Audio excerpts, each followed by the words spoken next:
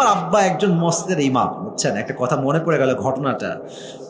আমার বাবা একজন খতিব এবং ইমাম। It has been maybe 25 years, 15 বছর নয়, প্রায় 25 বছর যাবৎ তিনি ইমাম এবং খতিব। তো সেই দিন বাবার মসজিদে নামাজ পড়তে গেলাম। শীতও না গরমও না, কথা বুঝবেন? শীতও না গরমও না। দেখবেন তখন মানুষ কনফিউজ থাকে যে ফ্যানটা ছাড়বো নাকি ছাড়বো না। কেউ ছাড়ে কেউ ছাড়ে না। তা আমার আব্বা জোহরের নামাজ পড়াচ্ছে, আমিও নামাজের পেছনে মুসল্লি ছিলাম। তো নামাজের সময় ফ্যান ট্যান সব অফ আছে। তো এক মুরব্বী আমার পাশে আছে। তো এক যুবক নামাজ পড়তে এসে নামাজের মাঝে এসে ফ্যানটা অন করে দিয়েছে। আর আমার পাশের মুরব্বী নামাজ পড়ছে, নামাজেই আছে, বলছে ফ্যানটা অফ করে দাও। আচ্ছা বলে, মুরব্বী যে বলল ফ্যানটা অফ করে দাও, নামাজ কি আছে না গেছে?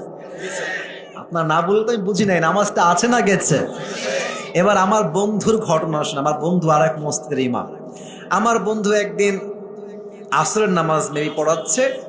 আসরের নামাজে কয় রাকাত ফরজটা? কথা না বললে কেমনে ওয়াজ করি, কয় রাকাত? আমার বন্ধু 3 রাকাত পরে উঠে গেছে। 4 রাকাত পরে তো বসতে হবে।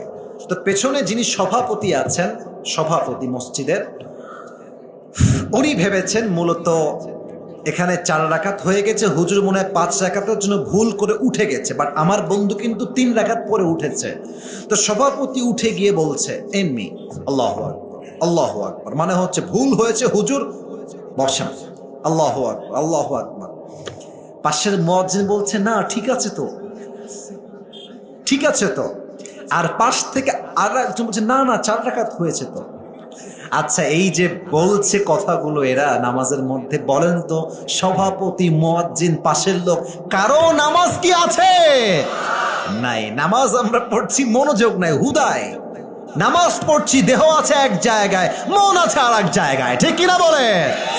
এই 3টা কারণে নামাজ আমরা পড়ি, বাট নামাজ যেহেতু নামাজের মতো হয় না, এই জন্য নামাজ কাউকে অন্যায় কাজ থেকে বাঁচাইতে পারে না, ঠিক কিনা বলে?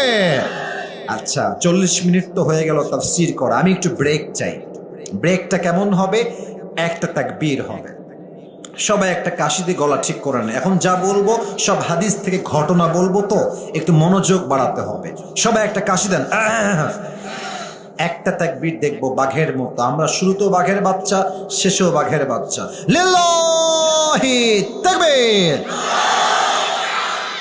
শেষ বিষয়, শেষ আলোচ্য বিষয়, বলেন তো ভাইয়েরা আমার, নামাজ কি একা পড়া উত্তম না জামাতে পড়া উত্তম? জামাতে পড়া উত্তম।